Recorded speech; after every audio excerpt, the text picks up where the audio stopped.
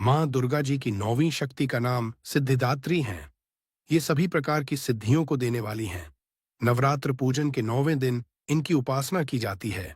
इस दिन शास्त्रीय विधि विधान और पूर्ण निष्ठा के साथ साधना करने वाले साधक को सभी सिद्धियों की प्राप्ति हो जाती है। सृष्टि में कुछ भी उसके लिए अगम्य नहीं रह जाता है। ब्रह्मांड पर पूर्ण विजय प्राप्त करने की सामर्थ्य उसमें आ जाती है। सिद्धियां, मुख्य सिद्धि। मार्कंडेय पुराण के अनुसार अनिमा, महिमा, गरिमा, लघिमा, प्राप्ति, प्राकाम्य, ईशित्व और वशित्व, ये 8 सिद्धियां होती हैं।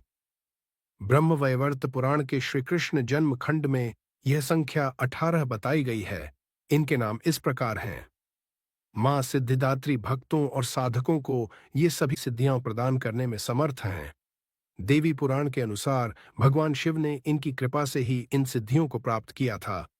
इनकी अनुकंपा से ही भगवान शिव का आधा शरीर देवी का हुआ था।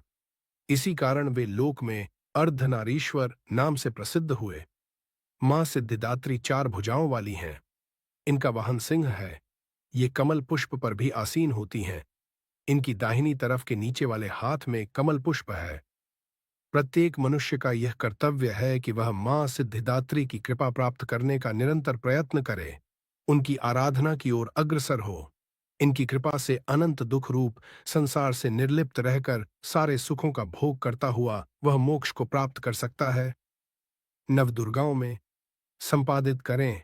नवदुर्गाओं में मां सिद्धिदात्री अंतिम है।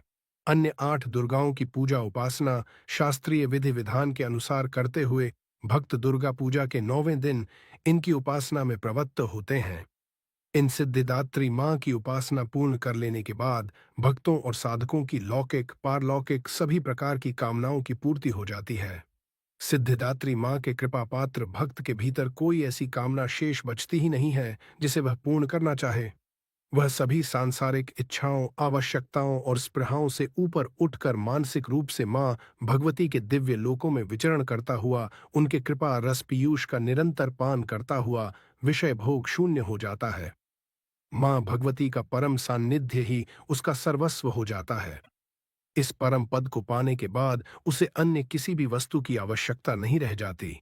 मां के चरणों का यह सान्निध्य प्राप्त करने के लिए भक्त को निरंतर नियमनिष्ठ रहकर उनकी उपासना करने का नियम कहा गया है।